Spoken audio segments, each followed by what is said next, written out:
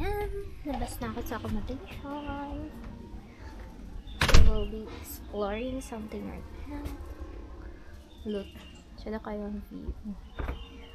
And then, this is my accommodation. So we will explore. So kung si Nina, kay gamay ra kaya kung dala na si Nina. So dili ka kauga.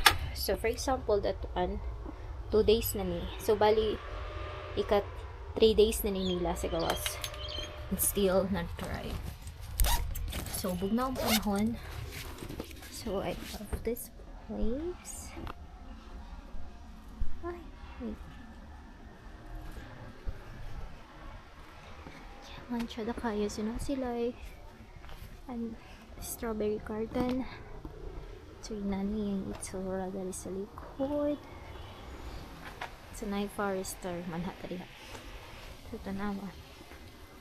Yay! So nice! I love it! So na-discover na ko ni siya itong naging adlaw na katong chair dadto. Pwede na ako ibutang dari din. Don't know much chill. So nice kaayo. Perfect. So let's go.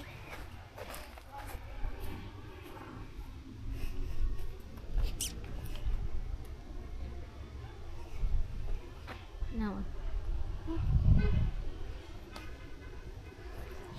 here as well. So many ako na-discover na siya ay hagdan. Tatanan ako.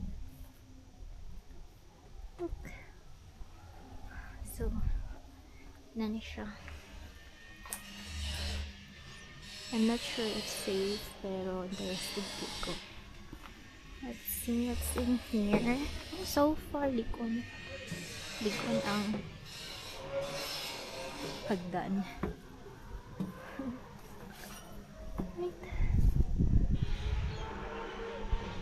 So, nato talaga nina. Itong mga, so let's try here.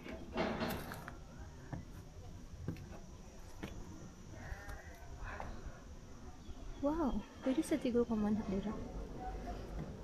Ay.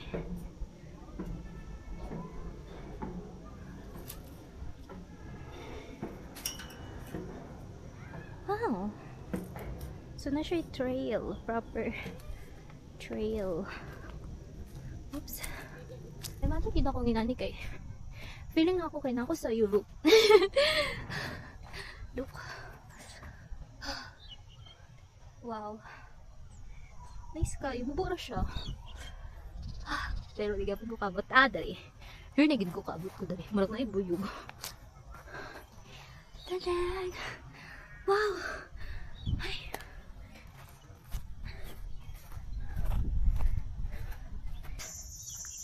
For 30 minutes and then come back. Wow! Nice kayo dari.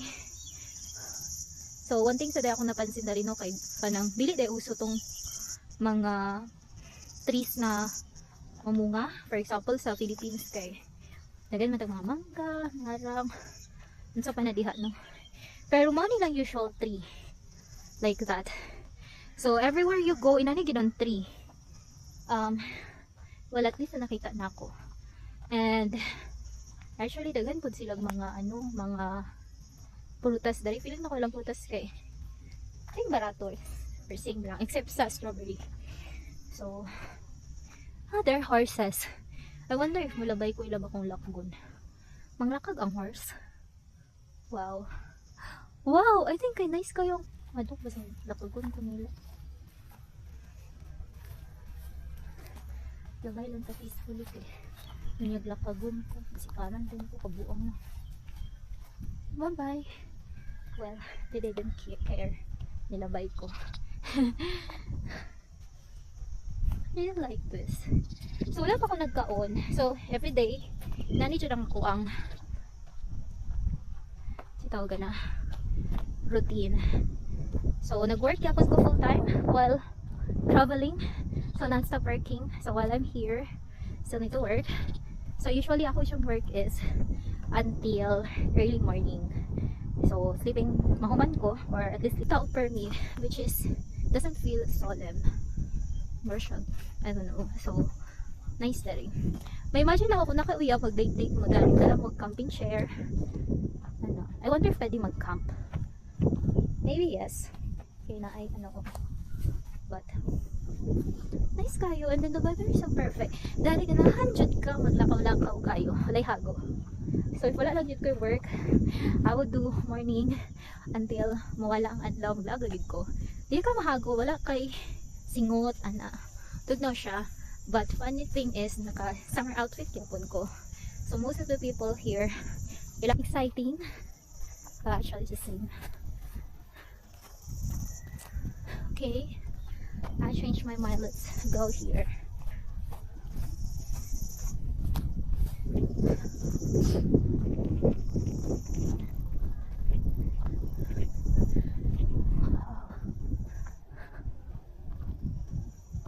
So nice. So pero mo sa QNhaan ng mga tourist spot kay murag pressure ko ato since na mo sila operating hours.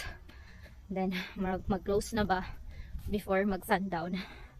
Pressure ko kay kung adlaw biya kay mag-start na gid sa ugto. So I only have few hours left and the day is over.